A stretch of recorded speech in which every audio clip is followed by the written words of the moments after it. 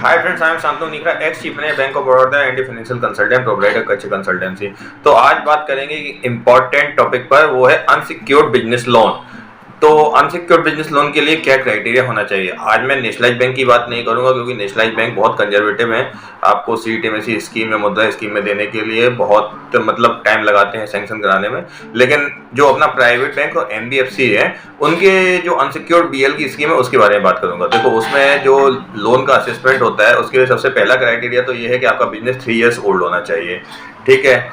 Second thing, GST है तो अच्छी बात है, नहीं है तो उतना अमाउंट नहीं मिलेगा, लेकिन थोड़ा बहुत अमाउंट आपको मिल जाएगा। लेकिन बिजनेस को 3 ईयर्स ओल्ड होना चाहिए। अब इसमें 3 क्राइटेरिया के बेस पे ये लोग आपका असेसमेंट करते हैं कि आपको कितना लोन देना है। एक होता है डीएससीआर, डेब्ट मतलब इनकम क्राइटेरिया आपका, कि आपकी क्या इनकम है और क्या आप डेब्ट सर्विस कर रहे हो, मतलब उसमें डेब्ट सर्विस का आपका क्या रेशियो है, उसके बेस पे डिसाइड करती है आपको कितना लोन अमाउंट मिलेगा। ये उनके इंटरनल मैकेनिज्म में किसी का कुछ आता है, किसी का कुछ आता है, ये सबके अलग अलग क्राइटेरिया रहते हैं, तो उतना ज्यादा डीप में नहीं जाएंगे।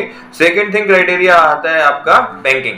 अगर उसमें आपका कुछ पर्टिकुलर डेट्स का एवरेज बैलेंस चेक किया जाता है, उसके हिसाब से वो आपकी रिपेमेंट कैपेसिटी निकालते हैं कि भाई उसने इतना इतना बैलेंस है तो ये इतने अमाउंट तक की ईएमआई भर पाएंगे, उसके हिसाब से आपका लोन डिसाइड होता है। तो ये हो गया बैंकिंग क्राइटेरिया। आपको पता है इनकम, बैंकिंग, और तीसरा आता है जीएसटी। जीएसटी के उसमें आपका जीएसटी टर्नओवर देखा जाता है, आपका जीएसटी डाटा लेके वो 15 मंथ के जीएसटी रिटर्न से।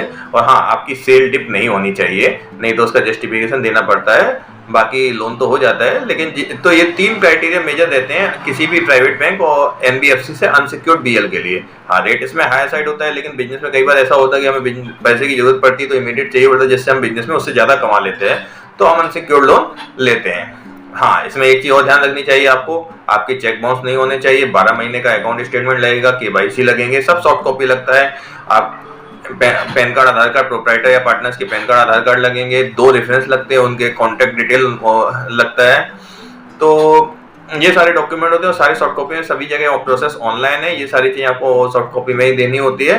तो ये डिसीजन भी आपका 2 दिन के भीतर, 1-2 दिन में बता देते हैं एनबीएफसी आपको, और लोन बड़ा आसानी से मिल जाता है। अब बशर्ते आपके बैंकिंग बिजनेस अच्छा हो, चेक बाउंस नहीं हो, टर्नओवर इंक्रीजिंग ट्रेंड में हो। और हाँ, हमारे कच्छ कंसल्टेंसी द्वारा भी ये अनसिक्योर्ड बीएल की फैसिलिटी प्रोवाइड की जाती है, तो कभी भी आपको रिक्वायरमेंट है तो आप मुझे भी कॉन्टेक्ट कर सकते हैं।